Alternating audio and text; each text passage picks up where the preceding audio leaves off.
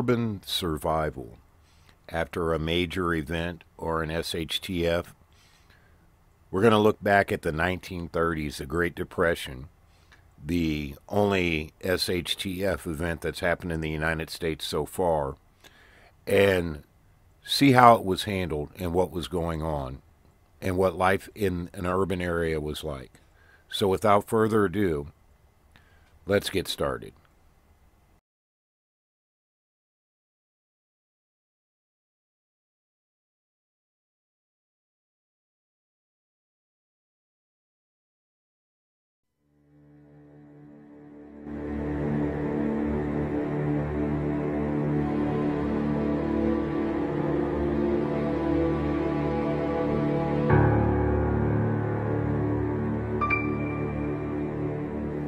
The people were eating out of the garbage cans,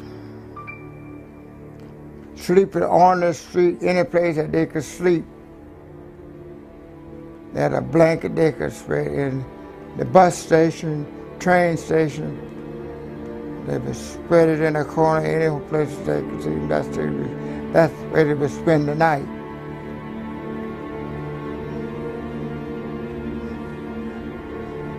With no money.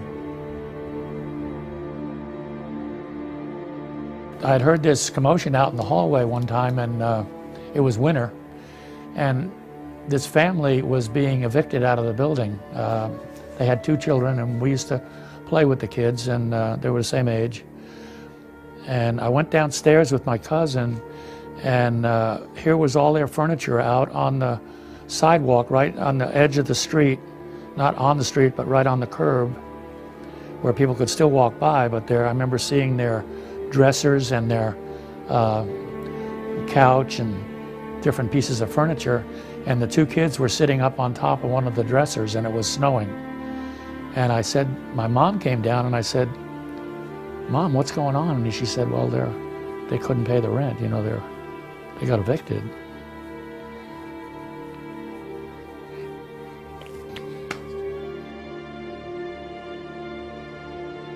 We suffered a little bit in the Depression for lack of food. Food was scarce. The 4 adults weren't working. My mom found a job working in a hot dog stand, and she was able to bring some of the buns home, and once in a while some of the hot dogs. But my uncle did menial labor now and then, and he was able to bring home some food. I can remember my uncle getting some of the older potatoes from the Mark guy downstairs that we got to know, and bringing them up and making a potato pancake for us. And we were lucky to get an onion in it ground up, but he would make a good potato pancake.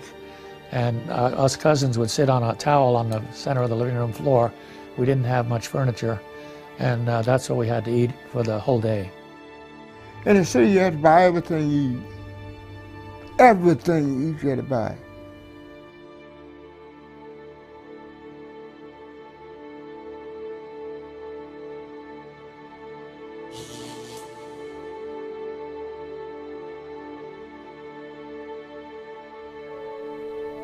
We're all probably familiar with these stories and images from the Great Depression. But it's an often forgotten fact that many of these heart-rending accounts have a common denominator: location. The city, but they had food lines, and people would have to, I don't know how often they went or what they got, but it kept them alive, and we didn't have that problem. We always had things on the shelf, and even now when I shop, I got more on the shelf than I probably, eat. We were a very poor Depression family, but we lived on a farm, and we had food, and they canned. And I can remember them getting up in the middle of the night to put wood in the fire, always on a wood stove. They're just, as poor as we were a very self-sufficient, happy family.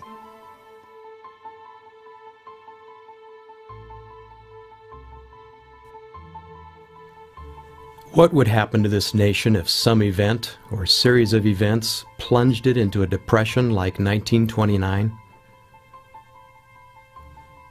What would be different now? Would it hit us harder than it hit them?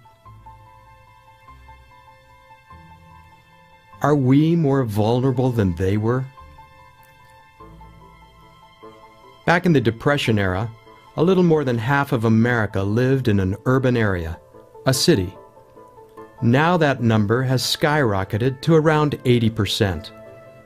And as a sure result, we become much more dependent for our necessities of life. Take food, for instance. During the Depression, 1 out of every 5 people in the workforce were involved in agriculture. Now the number that produce our food is only slightly more than 1%. At first blush, this appears to be a good thing. But the only way this has happened is through major dependence on heavy equipment, fuel, chemicals, and other products which may or may not be available to the farmer in hard times. Without these modern devices and products, would our food system be able to produce enough food for the more than 300 million people in this country? And even if the farmers can produce enough food, are we assured that it will make its way to our grocery shelves and that we will be able to buy it? And you need to know that in our large cities, there's about 3 days' supply of food. Now, those supermarket shelves may look really full, and they are, because when you're taking it off, the clerks are stocking the shelves. And if they didn't stock the shelves just at the rate that you take it off without a panic, all those shelves will be empty in about 3 days, because the trucks need to keep running to keep those shelves full.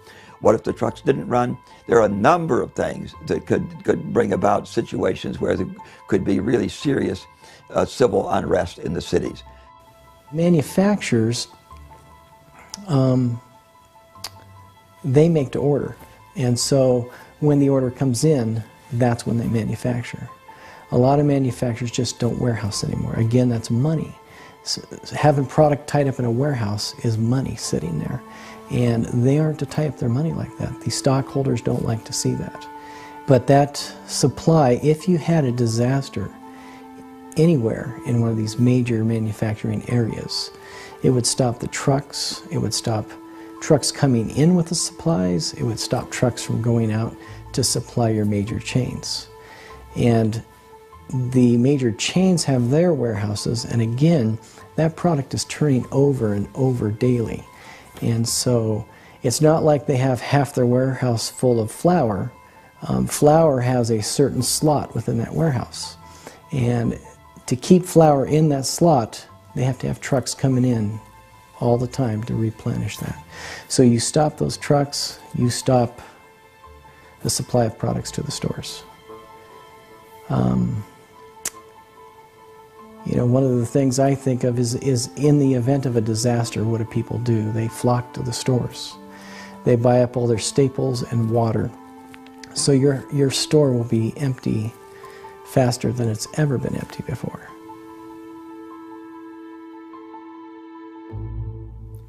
Unfortunately, though, food is not the only problem. Beyond the well-known issues of air pollution and water pollution, I think today an even larger concern relate to the political and the social arena.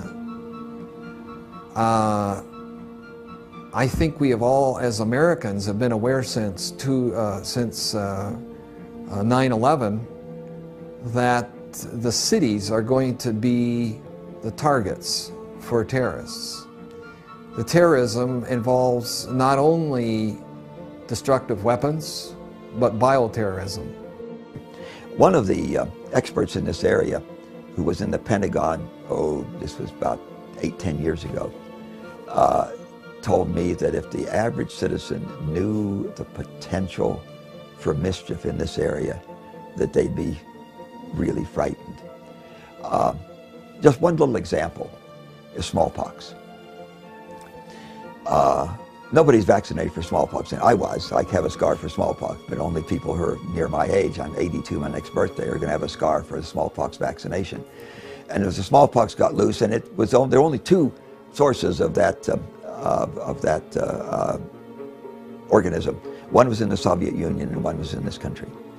And I am told with considerable assurance that the one in the Soviet Union has gotten loose, and it's now in China, it's now in a lot of different countries. A rural area is not a fruitful area for terrorism. The terrorists are going to be looking for the biggest bang for their buck they can get, the highest yield of death.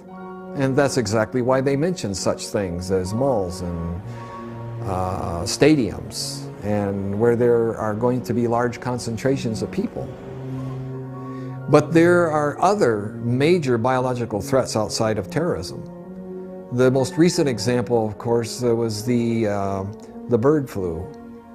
And while I was at the Hanford site, we were making preparation for what we would do if there were massive outbreaks of the bird flu. And at that point, we were even planning on how we would handle the large number of people who could possibly become infected. The fact that the hospitals would immediately be overwhelmed. What buildings and sites could we use to quarantine perhaps hundreds of people?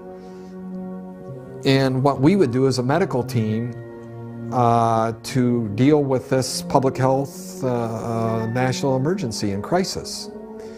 And so there again, outside of anthrax, this has been another recent lesson for us to look at where it's very much a possibility and not just something of science fiction.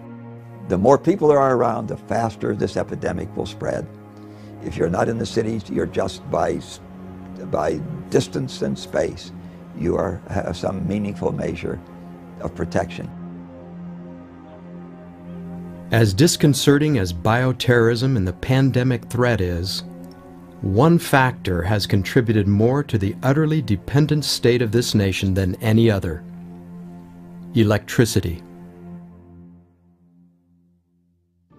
If you just think today about the world we live in and all of the creature comforts we have, you will recognize that essentially none of them would be there without electricity.